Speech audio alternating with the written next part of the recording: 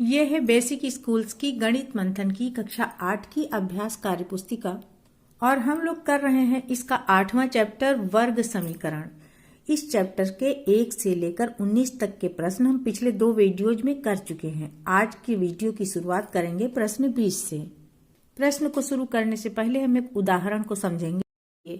X square बटा x square plus 2 plus x square minus 5 बटा x square minus 6 बराबर 2।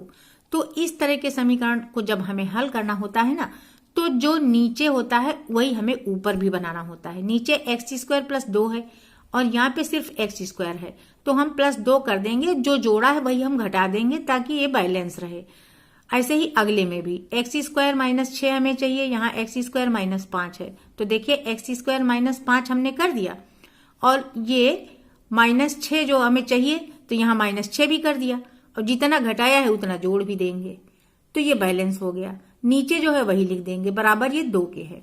अब आगे देखिए, ये इतना मिला के ये अलग कर देंगे, एक्स स्क्वायर प्लस 2 बटा एक्स स्क्वायर प्लस 2 माइनस, अब ये बचा 2 के नीचे भी यही वाला हर आ जाएगा। और आगे बढ़ते हैं तो यहाँ एक्स स्क्वायर माइनस 6 ले लेंगे, इससे एक्स स्क्वायर माइनस 6 बटा एक्स स्क्वायर माइनस 6 बचा क्या, 6 माइनस 5 का 1 बचा, तो 1 बटा एक्स स्क्वायर माइनस 6 ये 2 के बराबर है। अब यहाँ हम देख रहे हैं इसका मान 1 हो जाएगा क्योंकि आंसर बराबर है और इसका भी मान 1 हो जाएगा, तो ये 1 यहाँ आ गया प्लस का 1 यहाँ आ गया। यहाँ से क्या बचा, माइनस 2 बटा एक्स स्क्वायर प्लस 2 और यहाँ से प्लस 1 बटा एक्स स्क्वायर माइनस 6 बराबर 2 के हो गया। 1 और 1 जुड़ के 2 हो गए और 2 इधर भी है, तो दूसरी साइड का और ये दोनों एक दूसरे को खत्म कर देंगे। बाकी चीज जो बची है ना, ये वाला उठा के हम दूसरी साइड में ले जाएंगे, तो 1 अपान एक्स स्क्वायर माइनस 6 बराबर हो जाएगा 2 बटा एक्स स्क्वायर प्लस 2 के। अब यहाँ पर हम वज्र गुणन कर लेंगे, एक्स स्क्वायर माइनस 6 को ये 2 गुणा कर देगा तो 2 एक्स स्क्वायर माइनस 12 हो जाएगा। यहाँ 1 है तो ये एक्स स्क्वायर प्लस 2 ही रहेगा। अब हम क्या करेंगे कि सब कुछ हम बाईं तरफ ले आएंगे, दाहिनी तरफ खाली 0 रख देंगे क्योंकि हमें इसे समीकरण का रूप देना है। A x square plus b x plus c बराबर 0 का रूप देना है। तो यहाँ पर 2 एक्स स्क्वायर से 1 एक्स स्क्वायर निकल गया तो 1 एक्स स्क्वायर बचा और यहाँ माइनस 12 है और ये माइनस 2 है, तो मिला के हो गया माइनस का 14। तो यहाँ देखिए माइनस का 14 दूसरी साइड आएगा ना, तो प्लस का 14 हो जाएगा। एक्स स्क्वायर की वैल्यू 14 आ गई तो एक्स की वैल्यू प्लस माइनस 14 आ गई अंडर रूट में। प्रश्न 20 है कि अब आप भी निम्नलिखित समीकरणों को हल कीजिए। तो पहला समीकरण इन्होंने वही उठा के दे दिया है जो कि अभी हमने सरल किया हुआ है। ये 2 एक्स स्क्वायर प्लस 2 है नीचे और बराबर है 1 बटा एक्स स्क्वायर माइनस 6 के, यही एकदम समीकरण है। तो इसको हमें बस वैसे ही वज्र गुणन करके कंप्लीट कर लेना है जैसे कि अभी हमने ऊपर किया है। और अगला प्रश्न है 2 बटा एक्स माइनस 1, यहाँ पे माइनस था जो कि गलत है, उससे सॉल्यूशन नहीं निकलता है, प्लस 1 बटा एक्स माइनस 2 बराबर 6 बटा एक्स के। तो यहाँ पर हम एक्स माइनस 1 बनाएंगे। इसके लिए हम क्या करेंगे, इस समीकरण में अंश में एक्स तो है नहीं, इसलिए हम सीधा हरों का लासा लेकर जोड़ लेते हैं। तो लासा यहाँ एक्स माइनस 1 और इसका एक्स माइनस 2 हो गया। अब ये एक्स माइनस 2 इस वाले 2 को गुणा कर देगा और प्लस ये एक्स माइनस 1 इस 1 को गुणा कर देगा। अगली लाइन में हम इसको सरल करते जाएंगे, 2 एक्स माइनस 4 इसका आ गया और ये हो गया एक्स माइनस 1। हर को भी हम गुणा कर लेंगे, तो x से x को गुणा करेंगे एक्स स्क्वायर आ जाएगा, फिर x को माइनस 1 से गुणा करेंगे तो माइनस एक्स आ जाएगा। अब माइनस 2x को गुणा करेगा तो माइनस 2x, माइनस 2 और माइनस 1 का गुणा 2 हो जाएगा, ये बराबर हो जाएगा 6 बटा एक्स के। अगली लाइन में हम देख रहे हैं कि 2x और x जुड़ गया 3x हो गए और ये दोनों ऋणात्मक हैं, ये भी जुड़ गए तो माइनस 5 हो गया। नीचे जब हम कर रहे हैं तो ये x square minus 3x plus 2 आ रहा है, ये बराबर है 6 बटा एक्स के। अब यहाँ जगह कम है इसलिए इसको हम अगले पेज पे सॉल्यूशन, ये देखिए अलग से पेज लगा के इसमें कर लेंगे। इसको हम देखते जा रहे हैं उसी क्रम में। तो ये तिरछा गुणा करेंगे वज्र गुणन, तो 3x माइनस 5 का गुणा x से हो जाएगा और x square minus 3x plus 2 का गुणा 6 से हो जाएगा। यहाँ पर हम गुणा करते जाएंगे तो x का 3x से गुणा हो गया तो 3x स्क्वायर माइनस 5x आ गया और इधर इसको हम गुणा करके बाईं तरफ चिन्ह बदल के लेते जाएंगे, तो ये 6x स्क्वायर इधर माइनस में आ जाएगा और फिर 6 तियां 18x इधर माइनस में है, इसलिए बाईं तरफ जाएगा तो प्लस में हो जाएगा, बराबर के दूसरी तरफ ले जा रहे हैं इसलिए। अब ये 6 दूनी 12 यहाँ प्लस में है, बाईं तरफ आया इसलिए माइनस में हो गया। अब इसमें जो जो जिसके साथ जुड़ रहा है उसको उसी के साथ जोड़ लेते हैं। 3x minus 6x, 3x square minus 6x square, तो माइनस का 3x स्क्वायर बच गया। और प्लस 18 में से 5 निकल गया, चूंकि अलग अलग चिन्ह है इसलिए बचा यहाँ पे 13x और माइनस ये 12, ये बराबर 0 के हो जाएगा। अब इसके हमें गुणनखंड कर लेने हैं।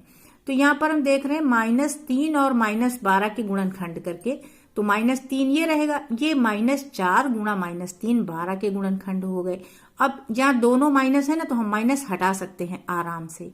जब माइनस हम हटाएंगे तो ये क्या आ जाएगा, 3 तियां 9, एक साथ कर लेंगे, 4 को एक साथ कर लेंगे, तो ये 9x प्लस 4x में टूट जाएगा। और 9 4 मिला के 13 होता है ना, हमें चेक भी करते रहना है।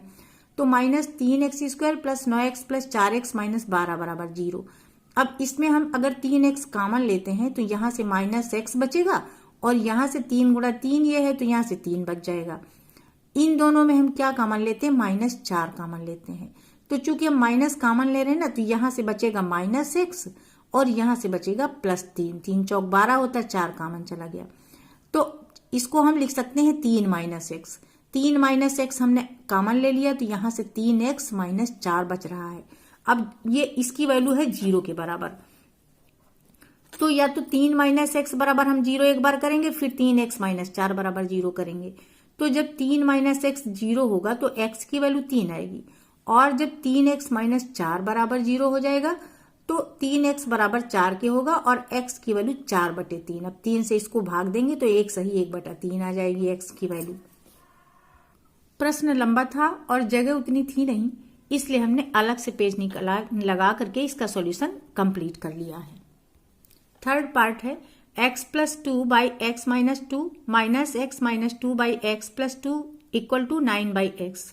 अब यहाँ पर ऊपर भी x है ना, तो इसको हम उसी विधि से करेंगे, यानी नीचे x - 2 है तो हम यहाँ पर x - 2 बनाएंगे। तो देखिए यहाँ x - 2, यहाँ भी हमने x - 2 किया। अब 2 घटाया है तो हम 2 और जोड़ेंगे, तो +2 भी कर दिया इसी समय, और ये वाला +2 जो है उसको भी लिख लिया, माइनस लगा लिया।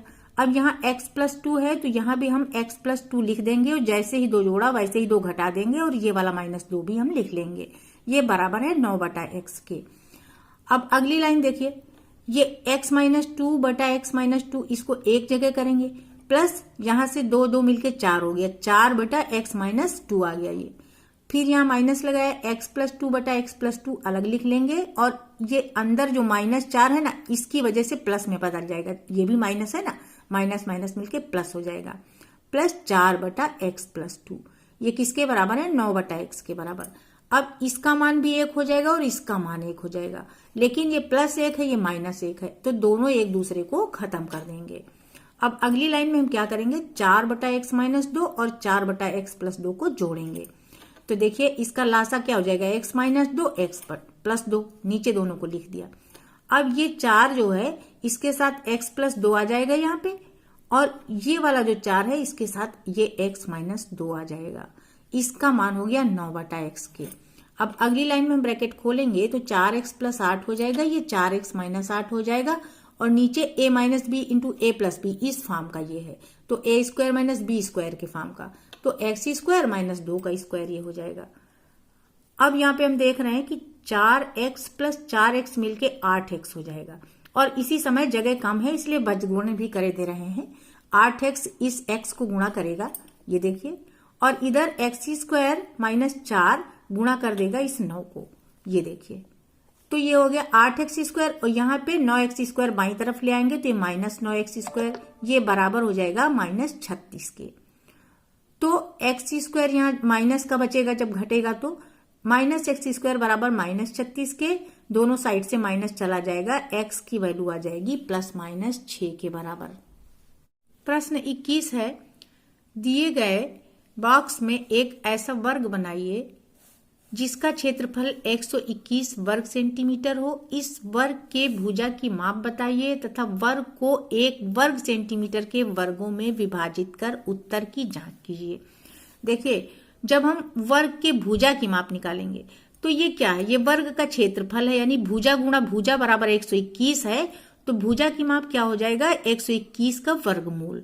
इसके गुणनखंड होंगे 11 गुणा 11, तो जब वर्गमूल निकालेंगे तो 11 आ जाएगा। तो भुजा की माप आ गई 11 सेंटीमीटर।